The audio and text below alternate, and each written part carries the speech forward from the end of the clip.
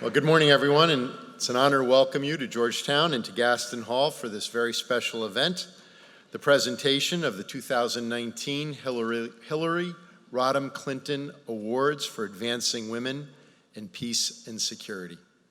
And today we're privileged to have with us the Honorable Hillary Rodham Clinton, Honorary Founding Chair of our Georgetown Institute for Women, Peace, and Security. And Secretary Clinton, we're deeply grateful to you for your presence and for your extraordinary contributions in recognizing the role of women in peace building. Thank you for being here.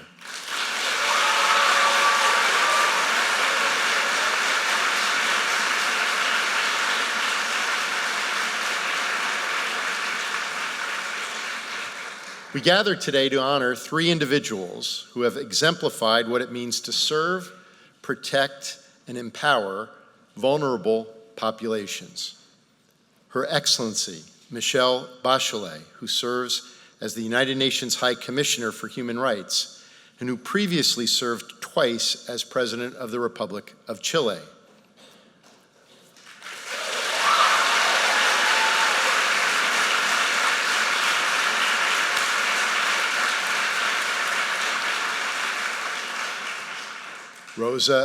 Rosa Anaya, who serves as Program Coordinator of Segundas Oportunidades, a Catholic relief services program based in El Salvador that supports incarcerated people as they prepare to return to society and to the workforce. And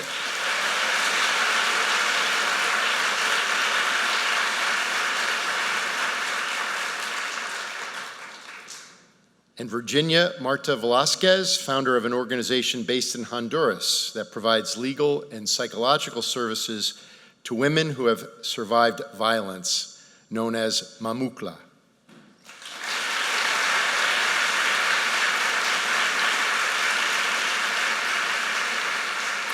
I wish to offer each of you our most sincere gratitude for your leadership and for this opportunity to recognize your exceptional contributions and accomplishments. The award named for Secretary Clinton recognizes her pivotal role in the promotion of women's rights and her distinguished career of public service. Words she offered in 1995 in Beijing and her now famous address on women's rights animate our convening today. She said then, and I quote, "If women are healthy and educated, their families will flourish. If women are free from violence, their families will flourish. If women have a chance to work and earn as full and equal partners in society, their families will flourish. And when families flourish, communities and nations will flourish." Close quote.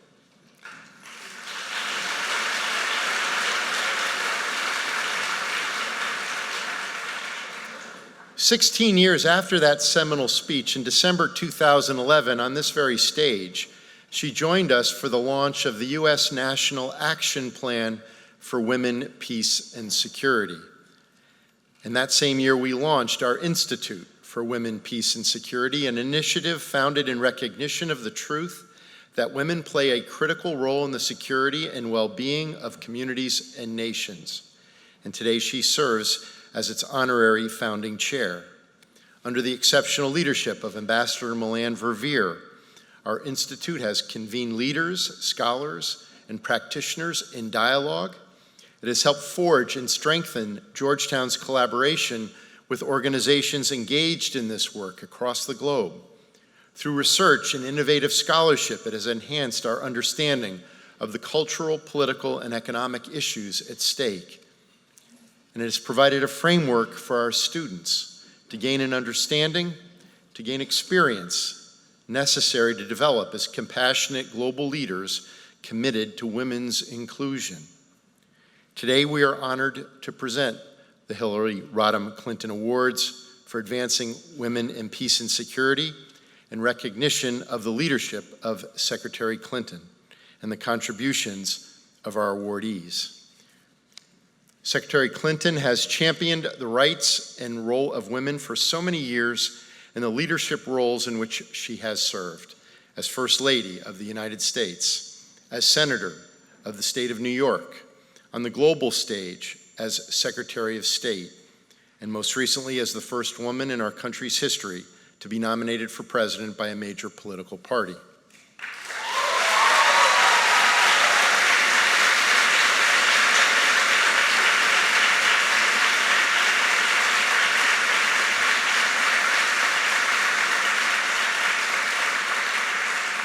She has strengthened opportunities for women's political, economic, and social engagement, creating and institutionalizing new positions and policies that have helped to ensure greater recognition of women in the economic development, peace building, and political systems in communities and nations around the world.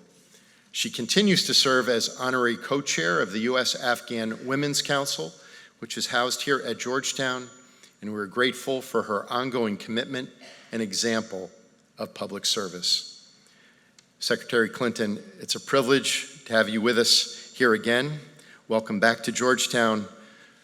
Please join me in extending a warm welcome to Secretary Clinton.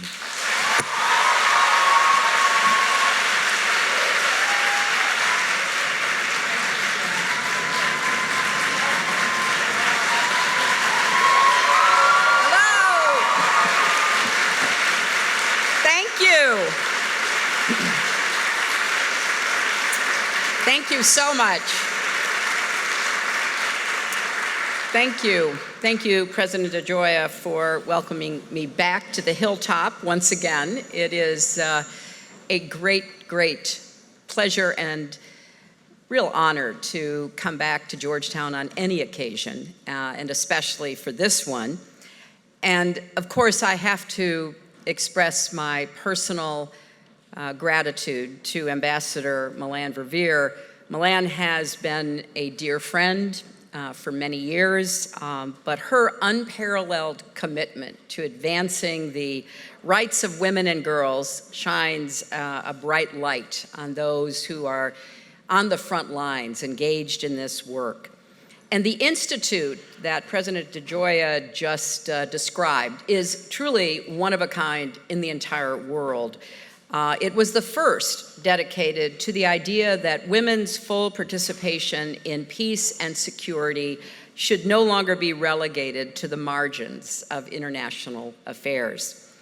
So it's inspiring and humbling, but also energizing to be with the extraordinary women you will meet in a few minutes who have done so much on their own to advance peace and security and to lift up women. I have to say this event seems to grow more timely and relevant each time we're together, and this year is obviously no exception. These are perilous times for our world. Nationalism, tribalism, and authoritarianism are on the rise. Technology has proven to be a double-edged sword, capable of carrying democratic values to oppressed peoples, as well as giving authoritarians the tools they need to tighten control and counterattack the foundations of open societies. We're in the midst of a historic global refugee crisis, which is accelerated by climate change, economic injustice, and violent extremism. And here at home, in Europe, and in other places around the world, we are witnessing an all-out assault on our core values of democracy, free speech, and the rule of law. Now, in the midst of all this tumult, women are proving, yet again, to be beacons of hope. They are often doing the hard, essential work of reinvigorating and protecting democracies and people, standing up to human rights abuses, shining bright lights on corruption, taking on urgent challenges, often in the face of the cruelest, most violent resistance imaginable. Now, here in the United States, we have some examples of that kind of leadership. Just look at our Speaker of the House, Nancy Pelosi.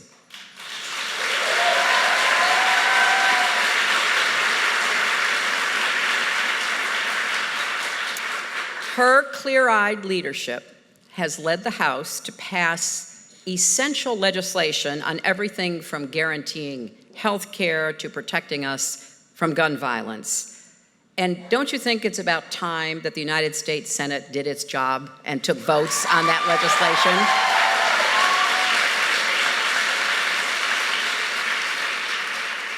But of course, we all know that she has just announced the opening of an impeachment inquiry into the president on the basis of evidence that he betrayed his oath of office to uphold the Constitution and protect and defend our country.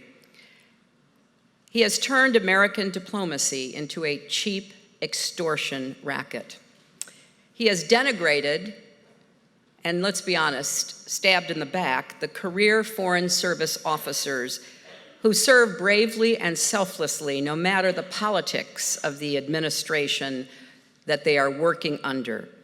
And now they are caught in the crossfire. I was proud to serve with Foreign Service officers and civil servants at the State Department, and I know firsthand that they deserve the support and gratitude of all Americans.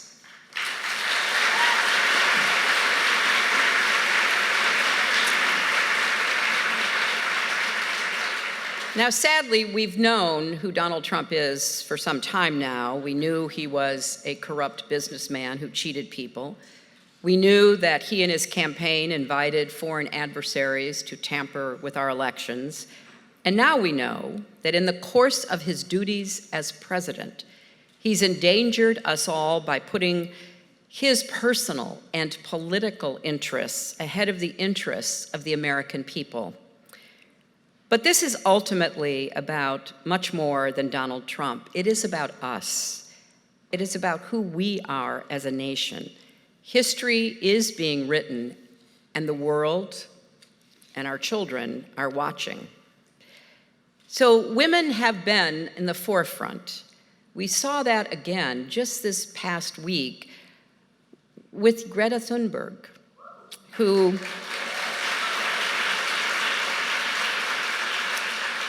first captured international attention when at 15 years old, she began demonstrating outside the Swedish parliament to protest her government's inaction on climate change.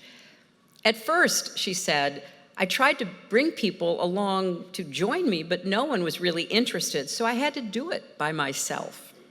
Soon, though, students across Europe and then the world started following suit, first just by the dozens, then hundreds, then millions. And this week, she delivered a powerful speech at the United Nations Climate Action Summit that should be required viewing for every lawmaker. She spoke for so many in her own generation when she condemned world leaders' lack of urgency in responding to climate change by saying, "You have stolen my dreams and my childhood with your empty words."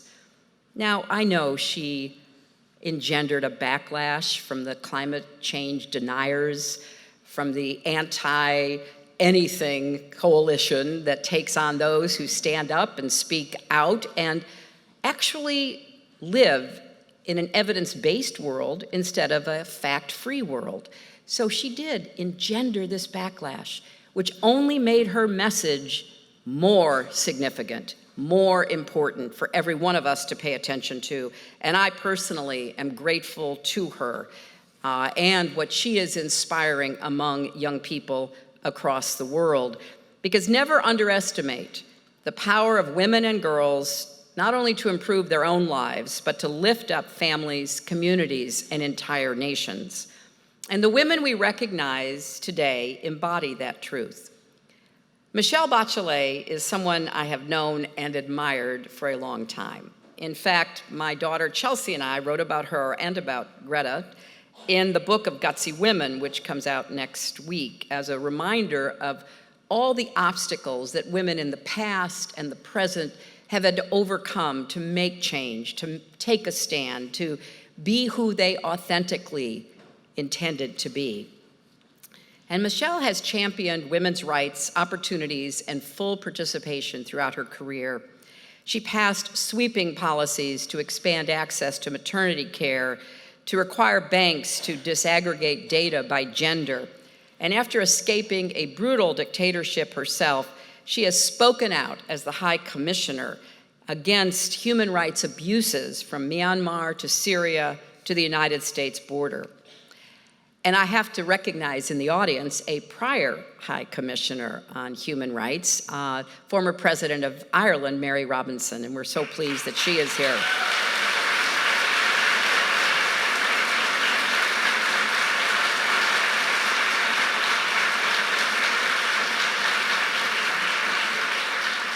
You know that great old saying, if you want a job done, ask a busy woman. Well, we've got some perfect examples of that.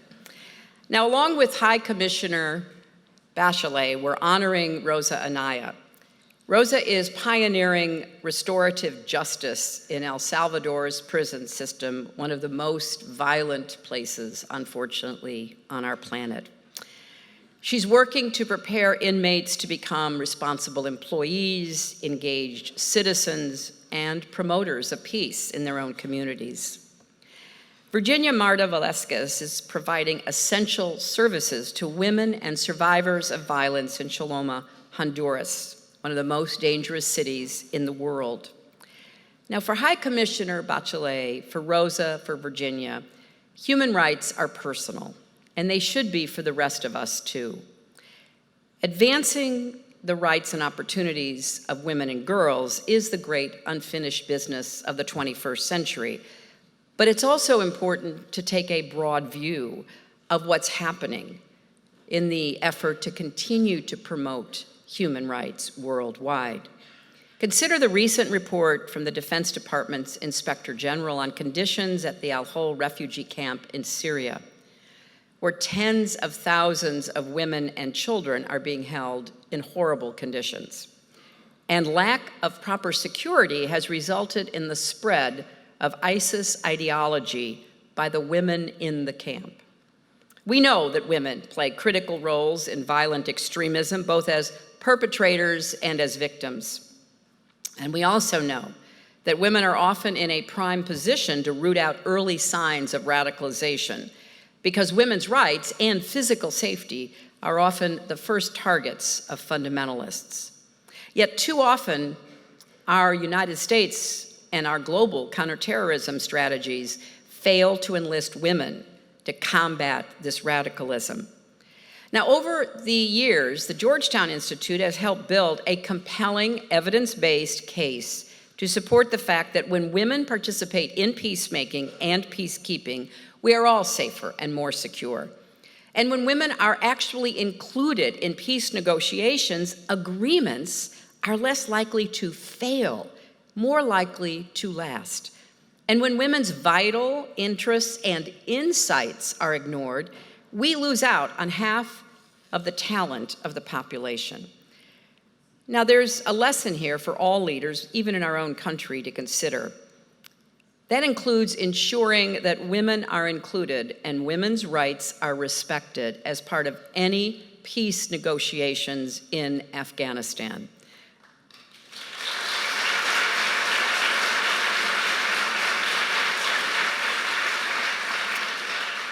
I think this is a moment when we should be doubling down on our commitment to women's rights and human rights around the world and here at home.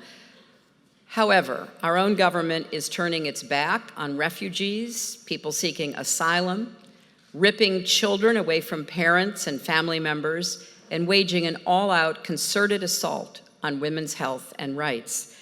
And when it comes to American leadership on the global stage, we're not only seeing it missing in action, we're seeing a very troubling shift from this administration, which has created something it calls the Commission on Unalienable Rights. Now, this Orwellian-named commission has promised to undertake one of the most profound examinations of human rights since the Universal Declaration of Human Rights in 1948. Based on what we have seen already, we have every reason to believe that this so-called re-examination will be a reversal of commitments to women's rights, LGBTQ rights, and reproductive rights. Just think back to 1948. We had 48 nations at that time who came together representing the vast majority of the world's population, more than 70 years ago, to vote in favor of the Universal Declaration of Human Rights, which affirmed for the very first time in human history that all human beings are born free and equal in dignity, that human rights are not granted by any government, they are the birthright of every man, woman, and child. Since then, the Declaration has been the most widely translated document in the history of the world. Generations of activists, leaders, ordinary citizens have struggled and worked to carry its principles forward. They have fought and organized, campaigned, sometimes losing their own lives, to ensure that people could experience the full measure of freedom, of dignity, and the benefits of citizenship. We have seen built an international system of laws and institutions to protect the freedoms spelled out in the Declaration and to hold violators accountable. We've seen woven into domestic constitutions the idea of human rights from the Declaration, and then been able to make them a crucial test of a government's legitimacy. And we've also learned along the way that respecting and defending human rights makes nations more stable and secure. Now, Eleanor Roosevelt, who did so much to champion the Universal Declaration of Human Rights, knew it was only the first step. From her deathbed, she continued to call out a message to future generations. Staying aloof is not a solution, it is cowardly evasion. She also posed a question that I want all of us to constantly ponder. Where, after all, do human rights begin? In the small places, close to home, so close and so small that they cannot be seen on any map of the world. The places here on this campus, in your workplaces, in your communities, where everywhere that men, women, and children seek equal justice, equal opportunity, equal dignity without discrimination, unless those rights have meaning in these small and close places, they will have little meaning anywhere else. Without concerted citizen action to uphold them close to home, we will look for vain. We will look in vain for progress in the larger world. I think about Eleanor Roosevelt a lot. I think about her crowning achievement, the Universal Declaration of Human Rights, because I often need to be reminded that this is a moment to hold on to the courage of our convictions. It's not easy. In fact, it can be downright difficult and discouraging. But keep in mind not only Eleanor Roosevelt, not only Greta Thunberg, who kept persevering throughout whatever criticism and backlash she experienced, but keep in mind the women that we honor today. We cannot afford to be aloof. We cannot afford to be cowardly. We have to stand together and continue to speak out for the rights, opportunities, and dignity of women, men, and children. Thank you all very much.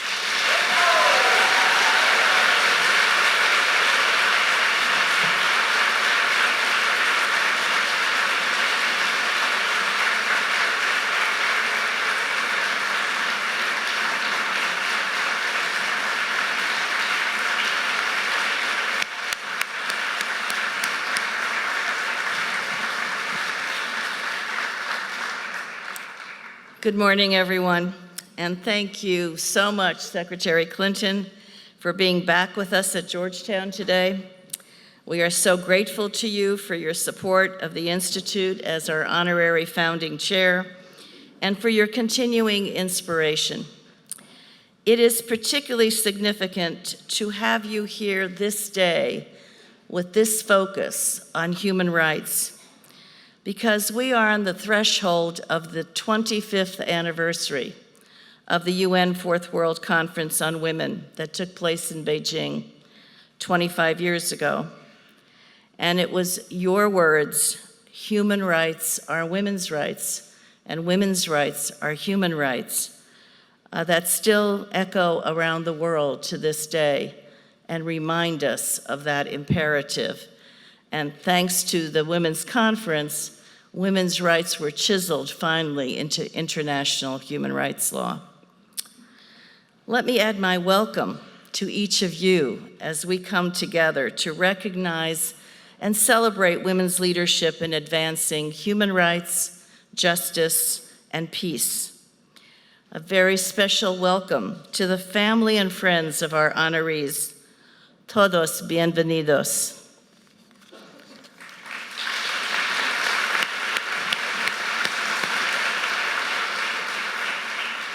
And I too want to add a special welcome to Mary Robinson.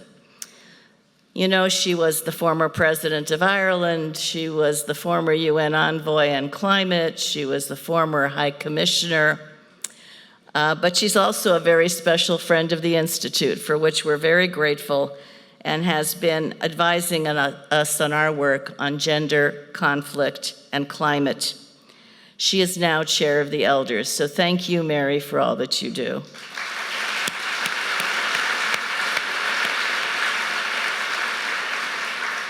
And while there are so many important leaders here and our wonderful students, I also want to welcome Rose Styron, the renowned poet and journalist, but more than anything, a strong human rights activist. So thank you, Rose.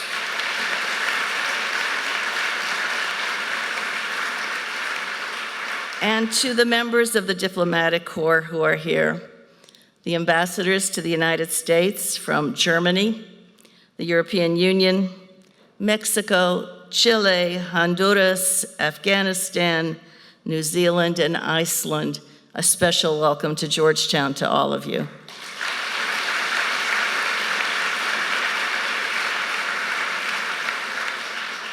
And now to the awards. The UN High Commissioner for Human Rights, Michelle Bachelet, has a commitment to human rights that is deeply personal and lifelong. She was a 23-year-old medical student. Students, think of yourselves as I read this. A 23-year-old medical student when in 1973, General Pinochet came to power in Chile following a coup that overthrew the democratically elected government. Amidst the terror that ensued, she and her family were torn apart. Along with her mother, she was tortured in a notorious detention center and forced into exile. She lost her father, who had been an opponent of the brutal military dictatorship. He died in prison following months of torture. Hers was clearly a first-hand experience with the violation of human rights. After 4 years of exile, first in Australia and then Germany, she was authorized to return back to Chile, where she resumed her studies, eventually specializing in pediatrics and public health. And among her efforts was working for an NGO helping children who were tortured and missing, whose parents were missing. And she advocated for a restoration of Chile's democracy, which was finally realized in 1990. She began a career in government service that led to her becoming Chile's first female Minister of Health, and then later, the first female Minister of Defense. And in that role, among her accomplishments were policies to improve the conditions for women in the military and in the police. Not too long afterwards, in 2006, she was elected President of Chile, the first woman to hold the position, and she was subsequently elected to a second term in 2014. As president, she became a very strong voice for women's progress, appointing female ministers to half her cabinet, creating Chile's first ministry for women and gender equality, and unleashing a series of policies and programs to support women and their families. Unable under the Constitution to run for a successive second term, she was prevailed on by then UN Secretary General Ban Ki-moon to become the inaugural executive director of the UN Women and Undersecretary of the UN. And she was a terrific leader to take over that new entity in the United Nations. As head of UN Women, she made women's full participation in conflict resolution and peace processes, ending violence against women and women's economic empowerment among her top priorities. And today she's back at the United Nations as the High Commissioner for Human Rights, appointed by Secretary General Gutierrez last year. And her appointment comes at a very troubling time for our world, with challenges to human rights, to injustice, to inequality on the rise across the world. Everywhere she has spoken out in the strongest terms against the scourge of human rights abuses, from the civilian deaths in Syria to the human rights crises in Venezuela and North Korea, to the treatment of migrant children at the US border and the persecution of the Rohingya people in Myanmar, and so many other abuses in so many places. And most recently, she declared climate change a growing, extremely serious threat to human rights. As she has rightly said, we can only attain peace, security, and sustainable development for all societies when we advance the dignity and equality of all human beings. And now for the citation.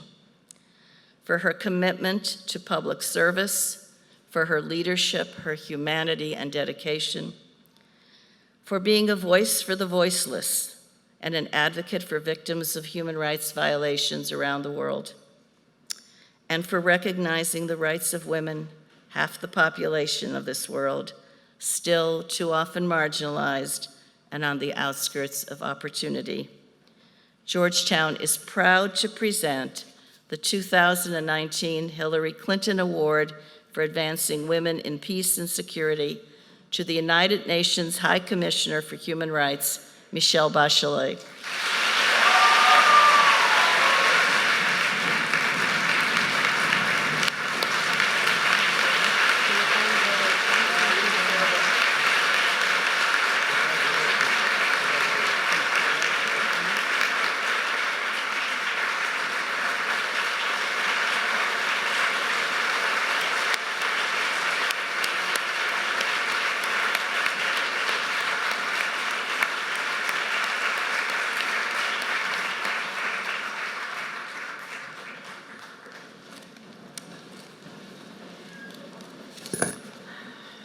President DeGioia, Secretary Clinton, Ambassador Verveer, queridas Rosa y Marta, friends,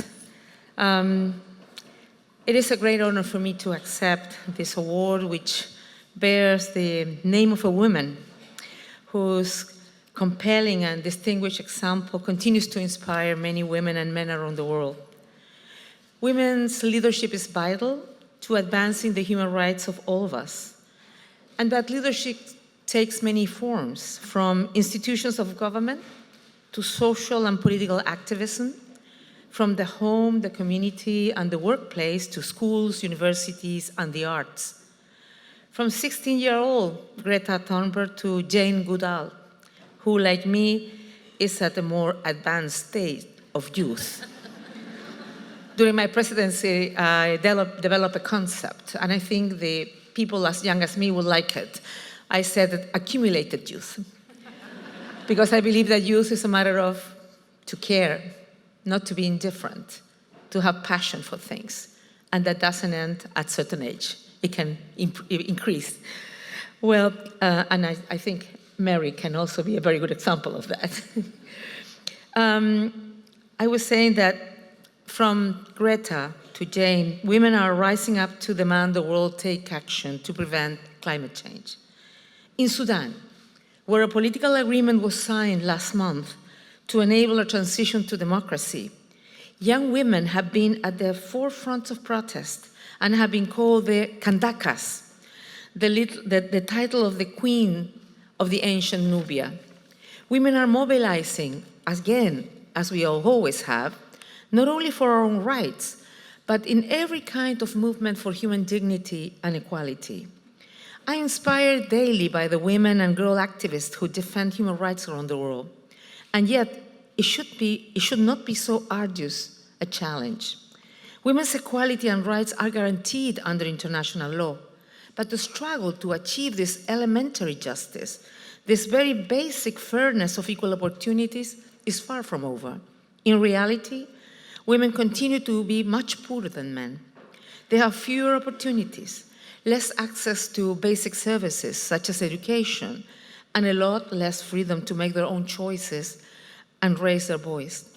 So it is deeply troubling to see that instead of moving forward, some governments and many lobby groups are pushing back on women's rights. I mean, there's important pushback on human rights as a whole, but particularly as well on women's rights. There seems to be a renewed obsession with controlling and limiting women's decision over their bodies and lives. We have got to come together to end this injustice. We need to mobilize, hold firm, and advance, because this planet is for all of us. Because ending discrimination against women and girls will generate tremendous and sustainable development gains.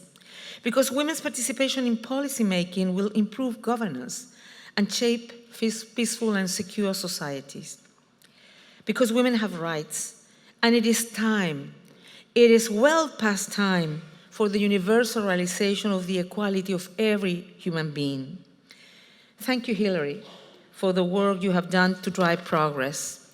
Thank you, President DeGioia. I humbly accept this award on behalf of the women of the world, of the staff of my office, who stand up every day to promote equality, dignity, and human rights. Thank you very much.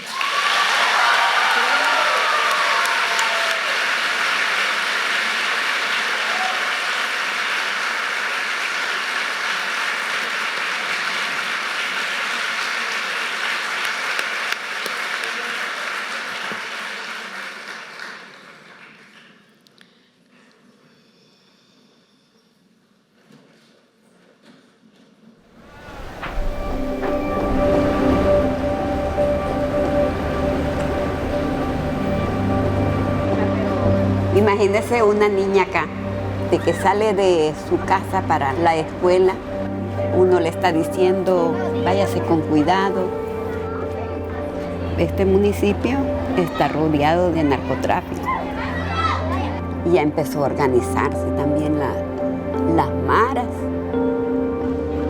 Aquí cae todos los días, hay un joven muerto. Ayer fueron 3.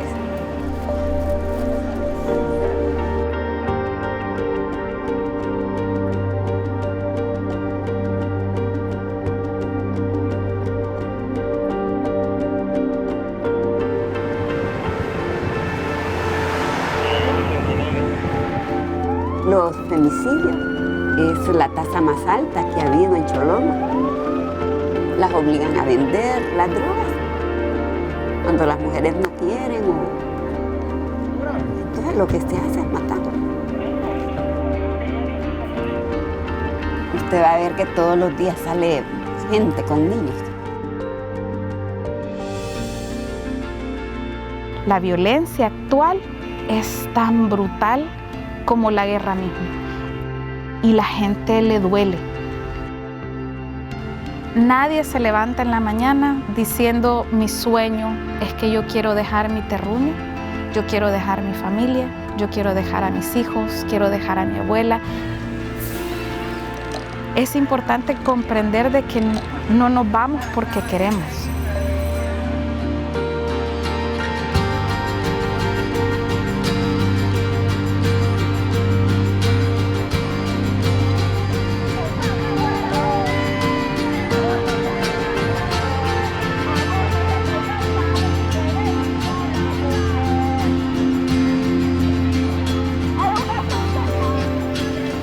Que tienen que haber cambios, tienen que haber cambios. La misión es empoderar a las mujeres con enfoque de género para que aprendan sus derechos. Siempre estamos, porque siempre están buscando el servicio de nosotras. Yo inicié el trabajo en centros penitenciarios y con, digamos, aquellos jóvenes que yo podía ver en la calle, que sabía que no tenían oportunidades. A la vez que nos ayudan, Tanto desde aquellos que han perpetrado la violencia y que dicen basta, con aquellos que han sido víctimas de violencia y dicen basta. Y encontrar ese punto, esos dos océanos, esa es la visión de futuro.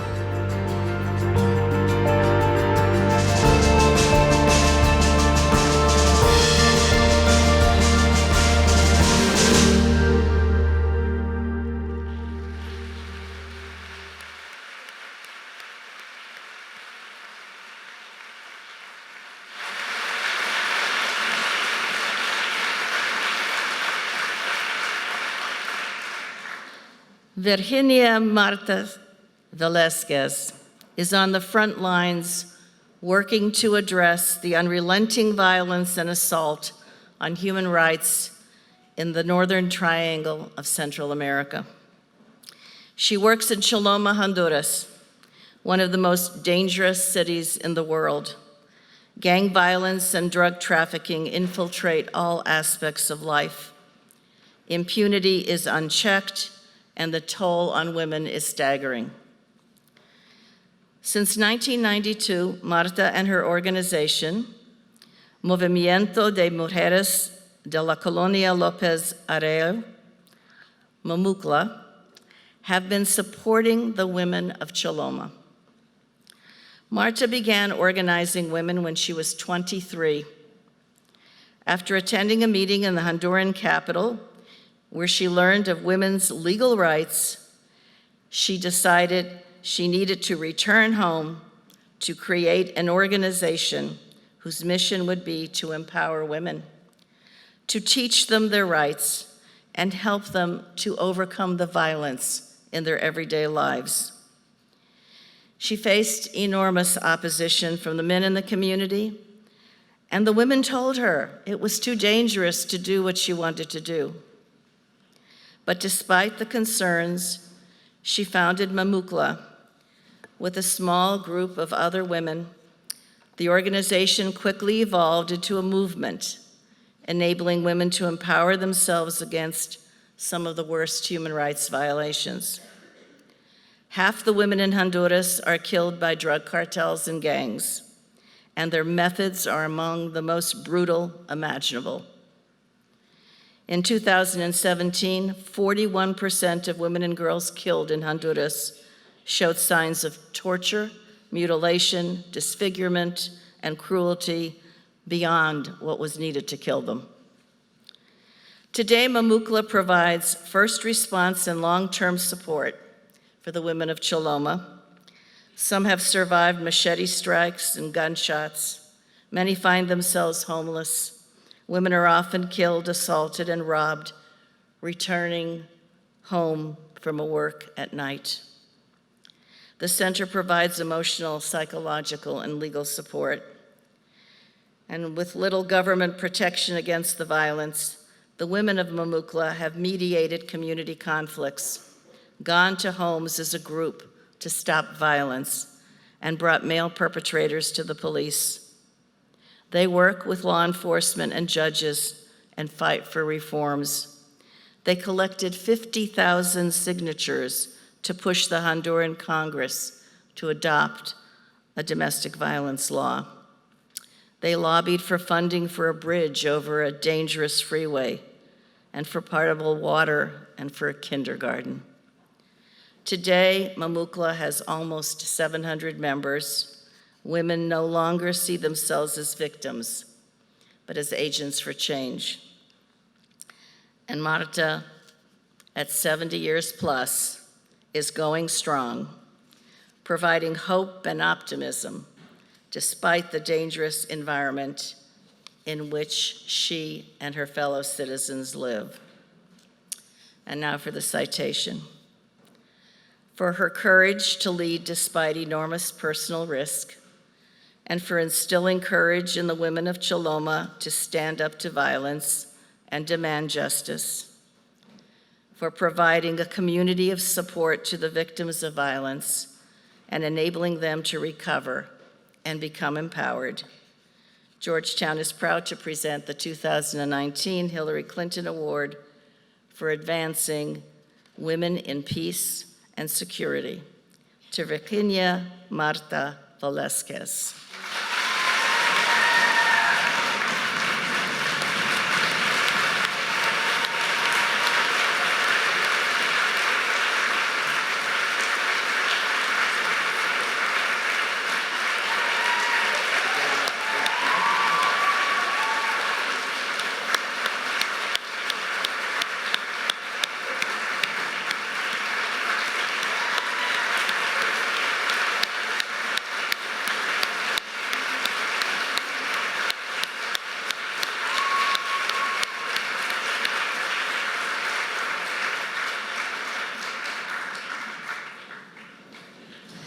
El Salvador has endured decades of civil conflict, drug trafficking, and extremely violent gangs.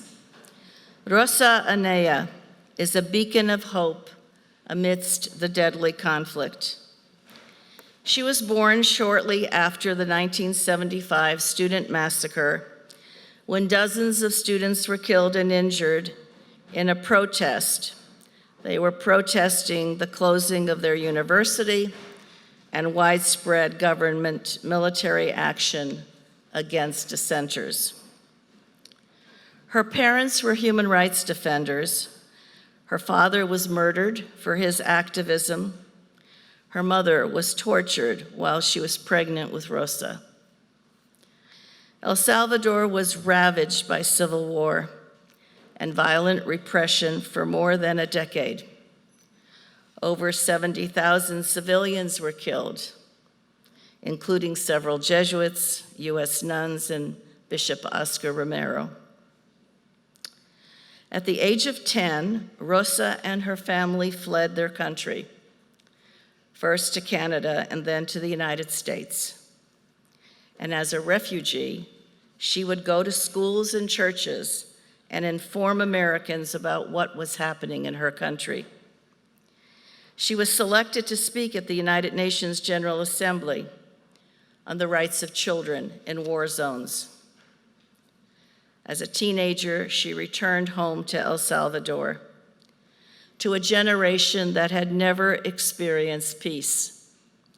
She began working in prisons with young men as she tried to understand why her country, even after a peace agreement, could not overcome a persistent state of war and violence. She gradually came to see that the perpetrators of violence were also victims of violence. She believed that to promote human rights and peace, one must defend all people, including those who caused harm.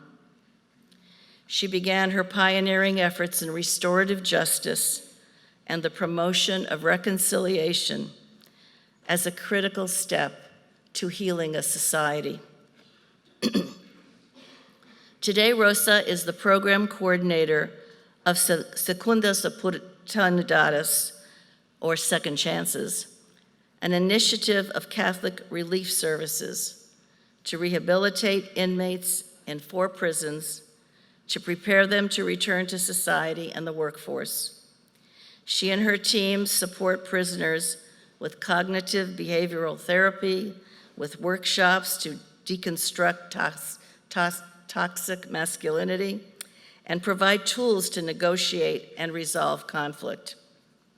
The program helps the inmates to become promoters of peace. She also works with young men in their communities to help them find alternatives to joining gangs and to provide them with skills the country needs.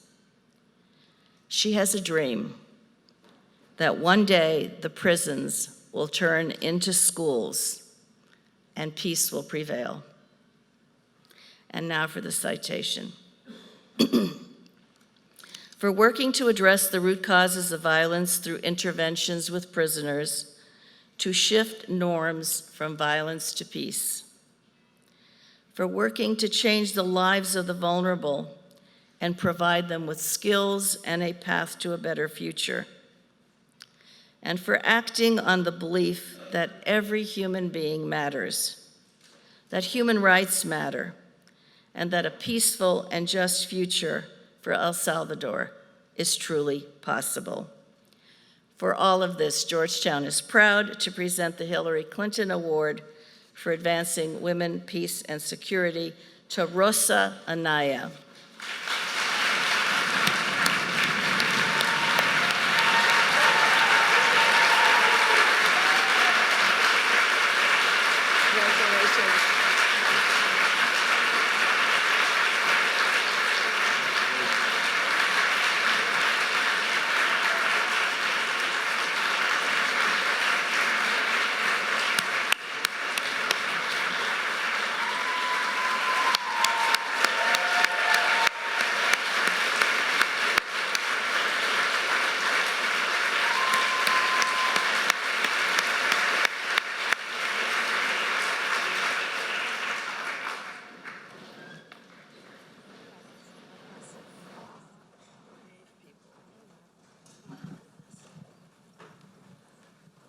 We're going to have a chance now for you to hear a little bit from Secretary Clinton and the awardees through some questions we have and then some student questions as well.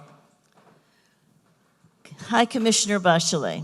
You have spoken out countless times against the dire human rights crises around the world, from the Rohingyas in Myanmar to what is happening to the Syrians in their own country. And most recently, you said that climate change is going to be the worst human rights violation the world has ever seen because of the potential of its scope if we don't act now. So with all of this happening, and with the responsibilities that you have in your position, how do you deal with these crises? Are there some that take priority over others? But where do you gain hope that we can make progress on these issues? I thought you were going to ask me, why did you accept the job? But well, I've already talked to you about that. No, the truth is that we are living in a very complex world, and I think Secretary Clinton mentioned it very, very clearly in her remarks. And we see a pushback on human rights because of all this, if I would say, leaders who don't believe that multilateralism is important, that believe that every country can solve their problems by their own. And you have mentioned many challenges. There are global challenges. I mean, when we're talking about climate change, we're talking about migration, when we're talking about diseases, we saw it with the Ebola disease in some countries, and so on. We could go and on and on. And all the challenges that humankind is facing today are not challenges that can be solved by one country alone. And on the other hand, nobody can stand sidelines when we deal with these kind of issues. So what to do? On one hand, we have been seeing that if I would say, in the heart of many of the human rights violations, we see inequalities. When you see conflicts, I mean, you go to some countries and you see that in many African countries, 70% of the population is under 30 or under 35%. But on the other hand, on that ages, 70% are unemployed. So people without hopes, without opportunities. And then come these groups, different kind of groups that are armed. They propose them a weapon, power, money, a future. and sometimes religious ideas as well. And then you have lots of young people going into this group. So but it's linked to poverty, to inequalities. In some places, people live there, but climate change has produced huge droughts or floodings, or the ocean levels have risen and they have to leave their coastal villages. So they are either internally displaced, either have to migrate to other places. So why I'm mentioning these things? Because it's not only that climate change itself will produce a lot of effects, but also because it's this sort of intersectoriality of situations that all combined is like the worst perfect storm. And so we see poverty, insecurity like we have seen in Central America, but also climate change. Because what I've been told is that many of the coffee production, the viruses come that have produced less production, and many people have been left unemployed. So, and climate change will produce all of those things. And people will be, and not will be, the problem are right now dealing with many things. We will have water scarcity. And what is going on today in, for example, the Sahel region in Africa, is you see these fights between herders and people who work on the farmers, if I may say. And they're fighting because there's not enough land and there's no water. And they're killing themselves. It's not that they are arguing, they're killing themselves. And every time there is a conflict, we're talking among communities, we're not talking about armed groups. And you see 200 people killed in one of those things. So we see today the world that's not addressing many of these issues are having already terrible effects. But if this we cannot stop this from happening. It can only get worse in terms of food security, in terms of livelihoods, and in terms of peace and security. And I think that we need to, and that's what I think Greta intended to do, is to try to, and that's why she was so frustrated and so angry, if I might say. And I was a Saturday at the Youth Summit, and they were angry with us, the older people and leaders and so on. And I think it's good to see that young people are moving. There is a lot of things like bottoms up going on. And as my colleagues here, they are from grassroots, and so we need that. We need leaders to take action, but we need community to take action, because at the end, climate change, we all need to be part of the solution, because it will also depend on how we change patterns of consumption, and that will mean patterns of production can be changed as well. So we all need to work very strongly on that. That's why I said that climate change is one of the biggest threats. It's not something that I found out now. Being a president, I did a lot of things on this, because I really understood that this is a terrible threat for all of us. And I really believe that we still can do things to stop it. Yes. You know, that's a very...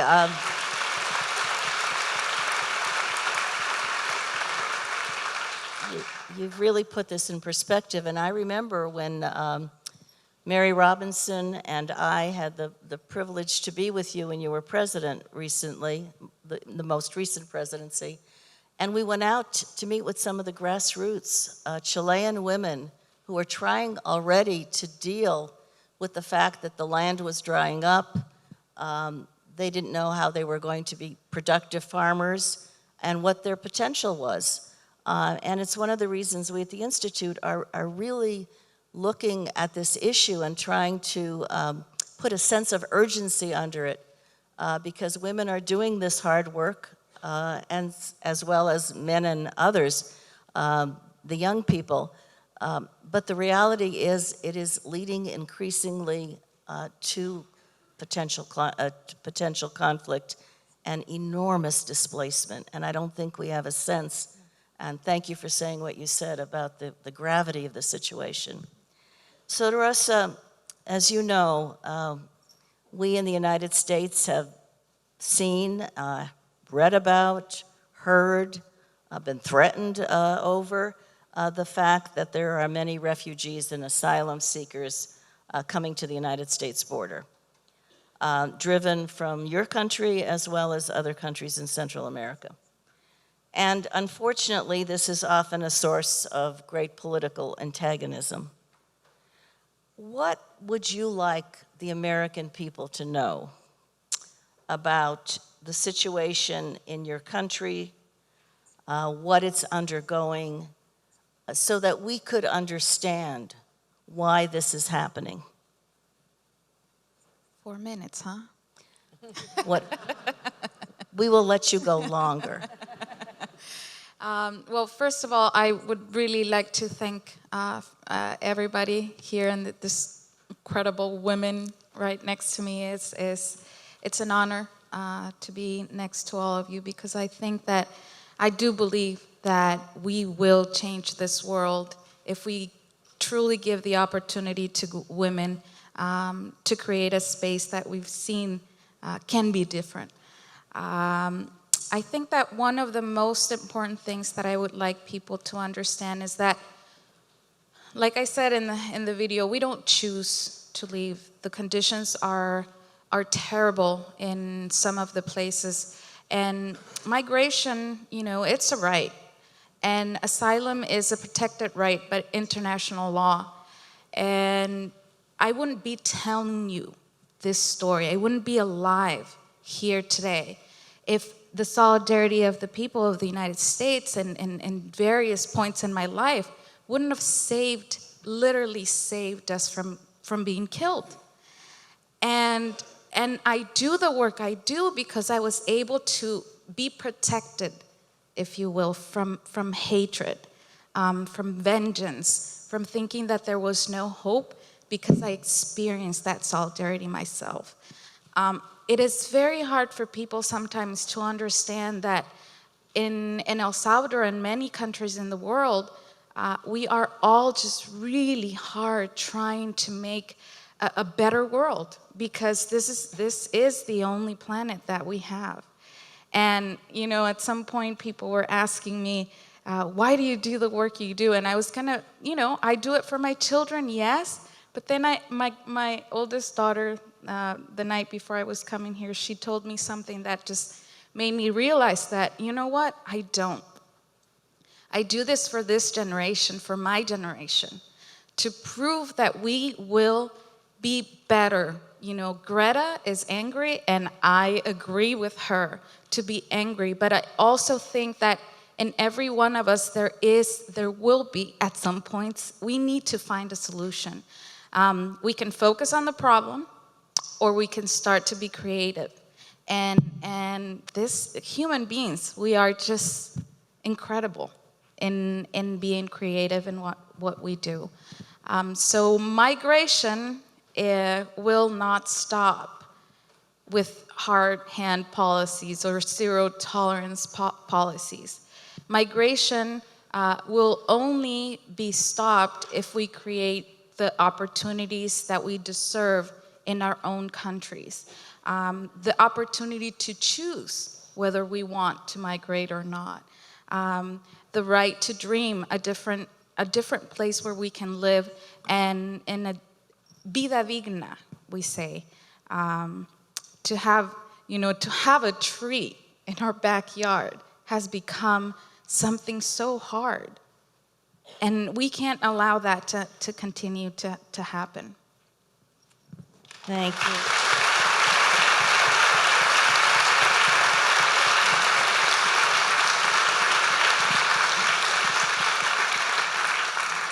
So Marta, tell us a little bit about how the organization you founded and still continue to guide, Mamukla, combats this kind of violence.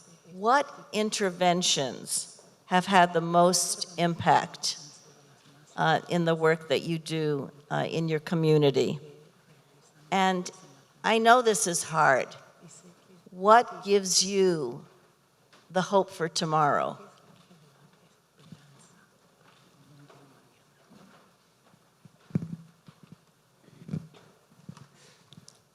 Bueno, buenos días a todos y todas, y muchas felicidades a todas por este honor, ¿verdad? Este premio que he dedicado a todas las mujeres, especialmente aquellas que han dado la vida por nosotras.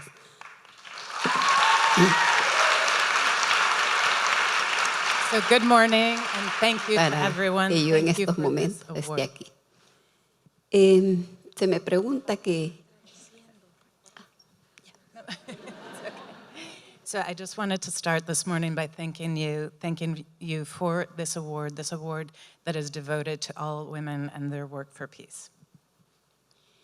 Bueno, se me pregunta qué hemos hecho nosotras como Momucla en la comunidad. Nosotras trabajamos en las diferentes comunidades organizando a las mujeres, enseñándoles sobre sus derechos, porque todavía estamos en el siglo XXI y se nos mancilla, se nos discrimina nuestros derechos. Estamos en la lucha sobre este sistema patriarcal, donde todavía la lucha de las mujeres es invisibilizada. So your question to me was, what is it that we do from the standpoint of Momucla? Well, in Momucla, we work in our community, we work in many communities to organize women and to teach women about their rights, because even though we are in the 21st century right now, women continue to face discrimination, and we need to continue to fight for our rights and fight against the patriarchy to make sure that our rights become more visible. Todos los días, al levantarnos, como decía, nos vemos con que una mujer fue asesinada, ya que el lugar donde yo vivo, el municipio de Choloma, es el lugar más violento en Honduras.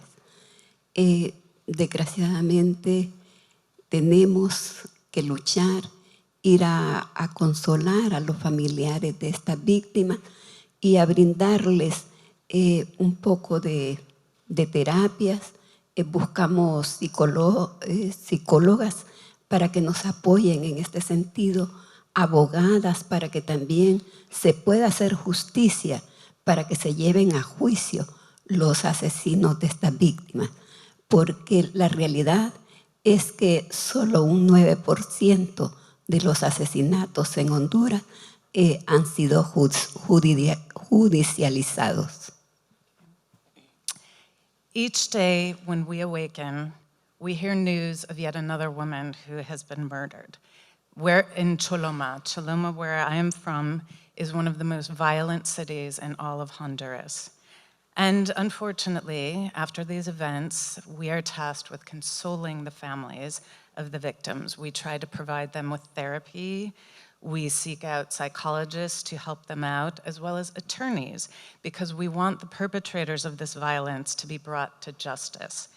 The truth is, in Honduras, only 9% of murders are prosecuted. Tengo tiempo. Do I still have more time?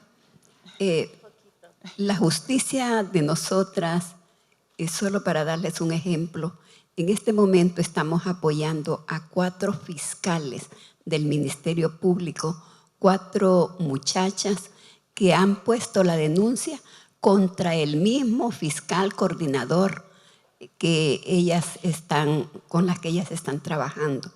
Entonces, imagínense, nosotras que vamos a poner la denuncia al Ministerio Público, que somos de base, que somos simples empleadas domésticas, se nos discrimina.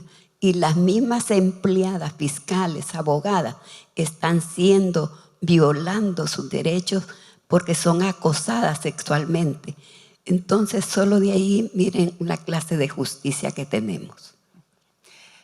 Just to give you an example in terms of the justice system that we have to deal with, we are currently working with 4 prosecutors in the public prosecution ministry.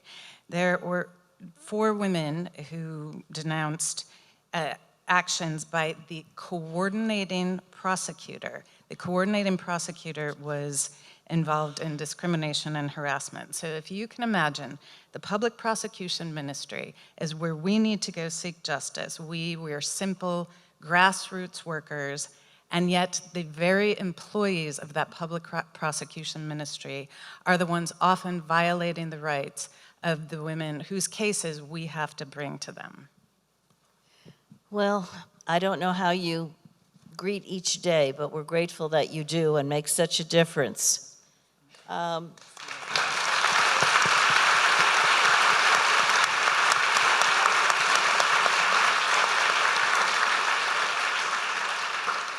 Secretary Clinton, you had mentioned the situation of women in Afghanistan in your remarks, and we have a question from Matthew Jensted from the School of Foreign Service.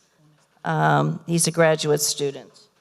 And he asked the following question. The United States has been engaged in negotiations to withdraw from Afghanistan. While progress has been stalled, it seems inevitable that we are headed toward a world in which the Taliban will be a legitimate political actor in the future. How can the United States prepare to leave Afghanistan in a way that preserves the hard-won gains on women's rights, particularly in education? Well, thanks for that question, because it's something that we should all give some thought to. We've been involved, as you all know so well, for a very long time. And as President DeGioia pointed out, I am one of the honorary co-chairs of Georgetown's program on behalf of Afghan women, along with Laura Bush. And I would make just 3 points. First, there is an election in Afghanistan that's starting today, and it is under tremendous threat from the Taliban, threatening people not to vote, trying to continue to delegitimize the government of the country. I'm hoping that the election continues and concludes, and the outcome will create support for the new government. Because at the end of the day, one of the problems that we have faced, going back 2 administrations before this one, is the refusal of the Taliban to negotiate with the government of Afghanistan. Originally, it was because the government had been installed by the international community, which was the only option, since it was impossible to do otherwise at the time. But since then, there have been elections, not perfect, but you know, we have a little experience ourselves with not perfect elections. And so I think that the fact is that they were judged to be free and fair, even with all their flaws. And so governments were installed. But the Taliban refused to negotiate with the recognized government. That makes it really hard to create the conditions for any kind of lasting peace and security. And I do not agree with the recent effort undertaken by the current administration, which was to reach an agreement with the Taliban and then basically to tell the government of Afghanistan, here's the agreement. It fell apart for both legitimate and crazy reasons, and so everybody's kind of back at it. But here's the challenge for the United States, is if we cannot help to facilitate a legitimate peace agreement, and it's not unusual for armed groups to join new governments so long as they forswear the use of arms, so long as they say we are transforming ourselves from an insurgency, a guerrilla operation, a militia, into a political party, and we will compete on those grounds. The Taliban has never been willing to make that kind of commitment. That must be part of any ongoing peace negotiations, as must be the protection of human rights, not only for women, but for all Afghan people. Because the gains, which are often not covered or understood by the press here and around the world, are significant. You know, women have been going to school, they have been starting businesses, they have been speaking out, they have been serving in the parliament. And so the gains from the end of the Taliban period to today are significant. And I do not want to see the clock turn back on the entire country, and particularly on the women of Afghanistan. So any kind of resumption of peace negotiations should be led by whoever the new government is. The United States and the international community should be facilitating that. Now, if the Taliban refuses to participate, there has to be some effort to find whatever leverage we can to entice them to participate. Because here is their problem. Their problem is that they are now starting to compete for land and power with ISIS, with other kinds of militia-type groups. So there should be a way that patient, intelligent diplomacy, which I have seen and which I applaud, can begin to try to move the parties towards some resolution.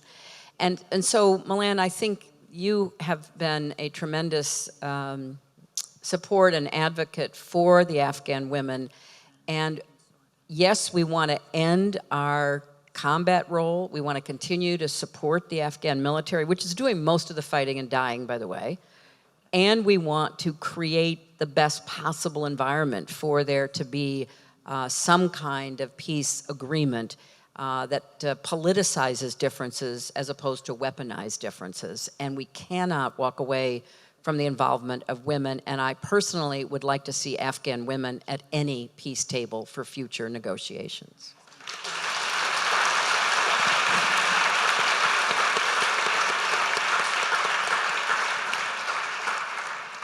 President Bachelet, we've got 2 student questions here that are similar in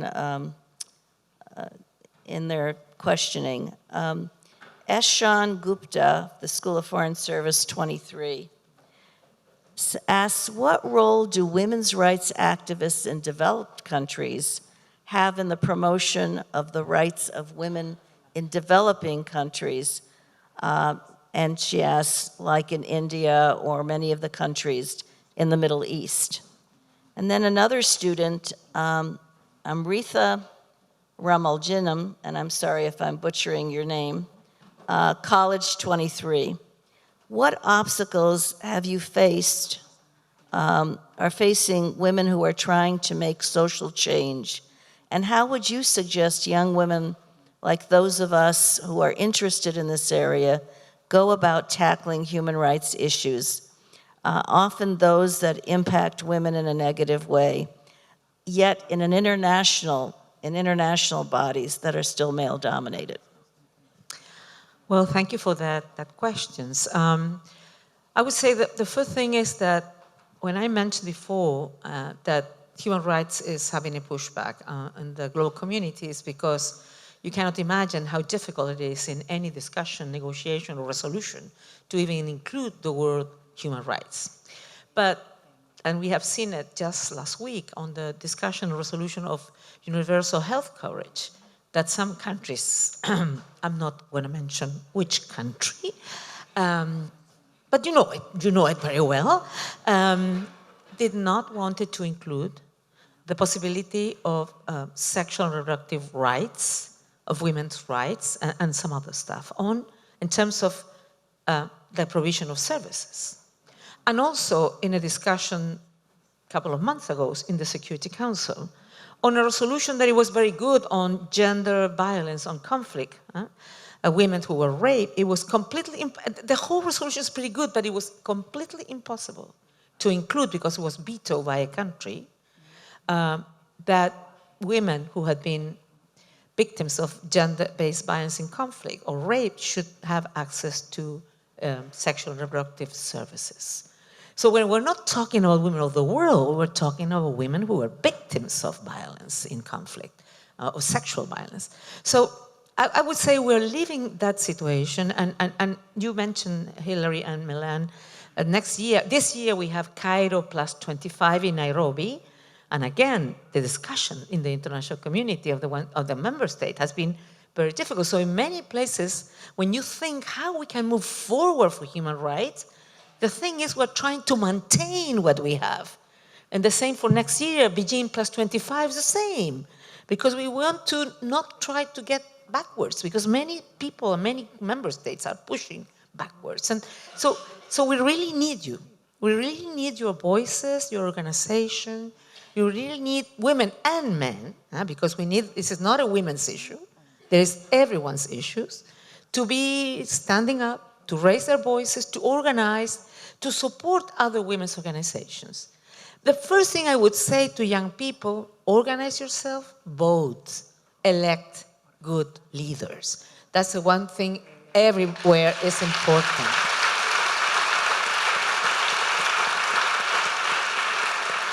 even dare you to be elected. Present yourself to different positions. We need young people. We need, I mean, the rest can also present themselves, but I mean, we need young people to be there, to remind us, to dare thinking out of the box, to giving new creative ideas, new forms of engaging more people. How can you support from developed countries, organizations for developing countries? Well, today I believe that through technology, there's a lot of possibility of communicating all over the world.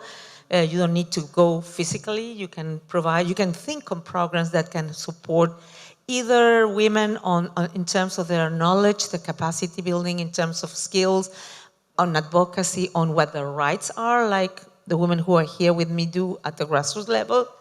But also you can support, depending on your area, women who wants to make sort of an entrepreneurship or something. I mean, you can mentor, support, but mainly build, if I would say, because I think when you have a pushback on women's rights and gender rights, what we need is not only to talk to the converted ones, to be among us, but also to build big constituencies. Because today there's a lot of human rights organizations, human rights defenders, but they're all working in silos. People who work on environment, people who work on LGBTI issues, people who work on women's, and so on. And we need to make our voices being heard louder. So for that, we need to build stronger constituencies. And I think you need here in the US to build strong constituencies. Because I've been in many meetings with NGOs, and I thought they're gonna say to me, how can we help you? And they said, how can you help us? Our rights in many areas and in many states, there are a lot of pushback on different legislation. So I think, and I think that, of course, you can be part of the international community. You can participate in different activities. You can, I would say, produce some movements. You can, I'm like the Me Too movement that has been everywhere. In Latin America, it's ni una menos, no? Or ni una más, depending if you want to say not one more death or not one women less.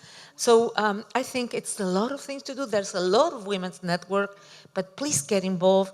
Take contact with you. In India, for example, because I've been there, that's a lot of work done.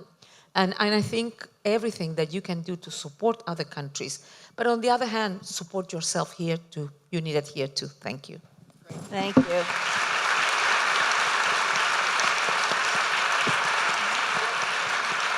And we're going to end with two questions that have a similar theme to Rosa and Marta.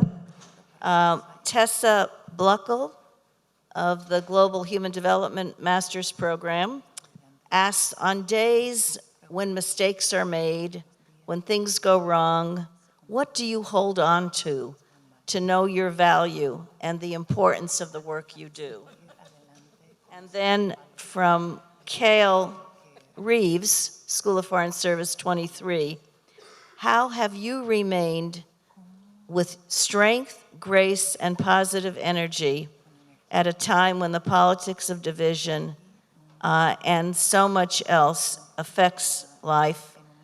How would you advise us students to build resilience and maintain our commitments so our voices can make a difference?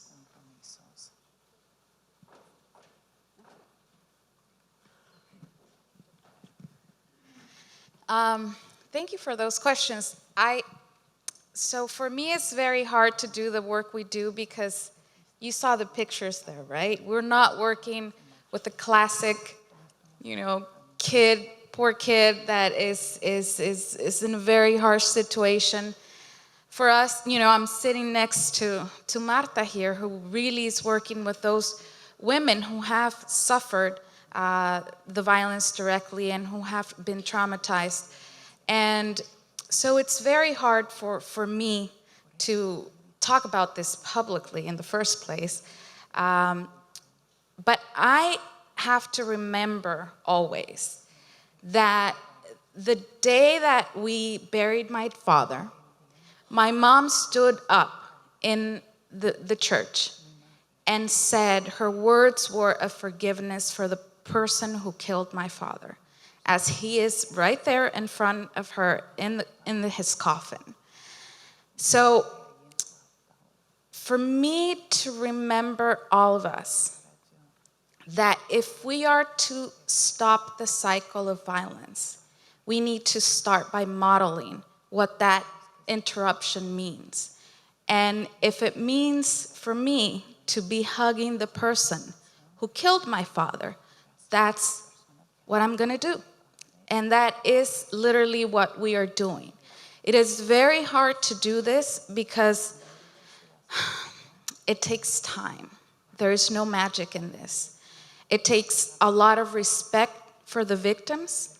We have to be reminded how much it hurts.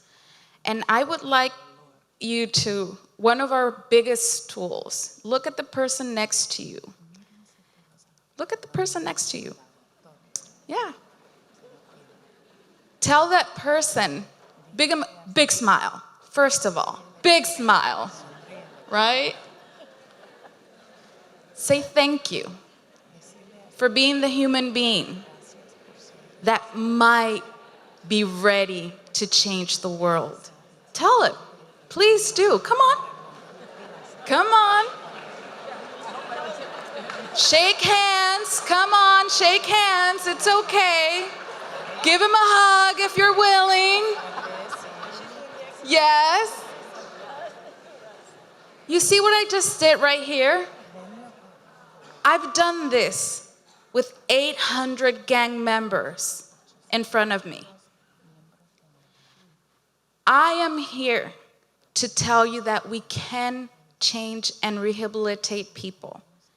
I am here to tell you that violence needs to stop, but not based on impunity. Justice must be served, but justice is not vengeance. If we continue to think that doing vengeance, we are going to have our justice, let me tell you that your liver is going to suffer quite a bit.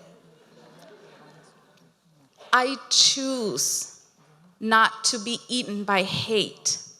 I choose every day to think about the person who was able to torture, to kill, and that every day today might be doing the same thing. What have we done as a society? What have we done so wrong that our children are willing to go to a gang instead of coming back home?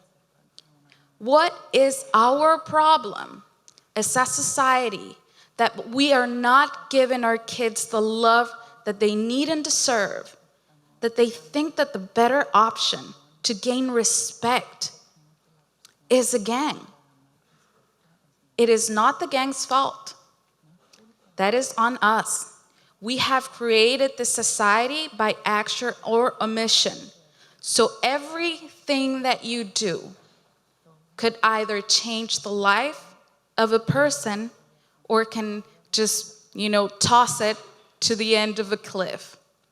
We need to make the conscious choice to be peace builders, because violence often, violence chooses for us, and we have to choose not to continue down that path. Even think about the person you hate the most. You have that person in your head? Oh yeah. Oh yeah. It cannot be the same for everybody.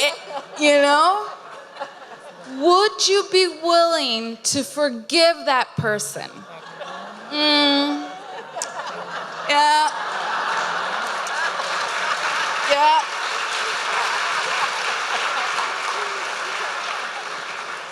So the task isn't easy when we say human rights are for all, because we first have to think that human rights are for those who we hate the most, but we need to respect and we need to find common ground to build a different world.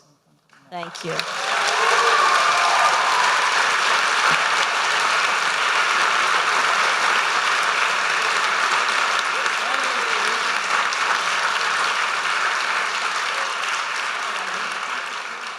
So Marta, what does it take?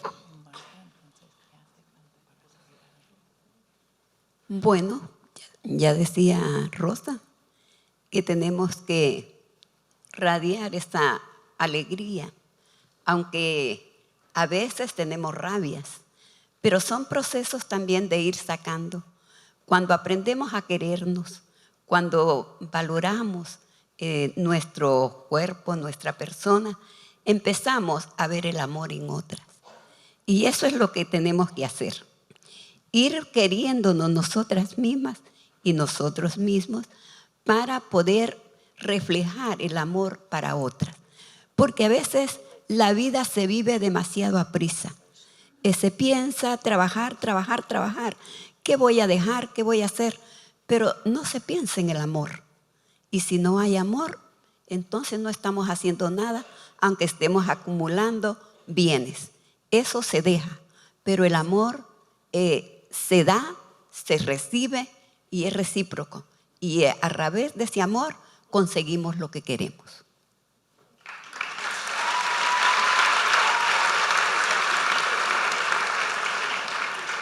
Well, I think Rosa already said it all, but what we really need to do is we need to spread and radiate happiness. We all have anger, we all have things that we're angry about, and we have to get it out. But it's only in loving ourselves and loving our bodies that we are able to then begin to see love in others. And if in doing that and starting with ourselves, we are able to visualize that in others. So without love, our lives are very fast, and they're fast-paced, and we all have things to do. There's a lot going on. And so we're very focused on accumulating goods and getting ahead.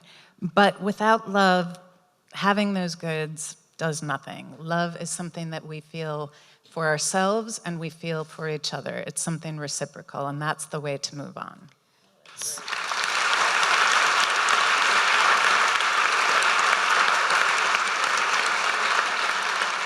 So from our human rights activists, reconciliation, forgiveness, outreach, love.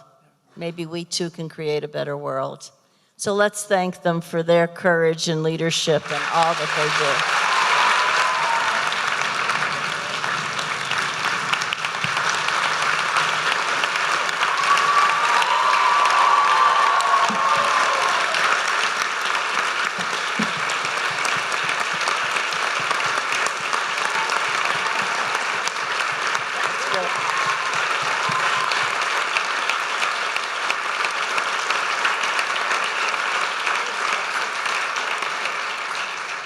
So thank you all again for coming. It takes a village to make a day like this happen. And I just want to thank Mary and Jeff, and especially Allie Smith, who was our coordinator writ large, and our fabulous army of students who helped us get to this day. So thank you all, and to everybody I didn't mention. And if I can just ask that you remain in your seats until our guests leave, and then go and enjoy the day. Thank you all.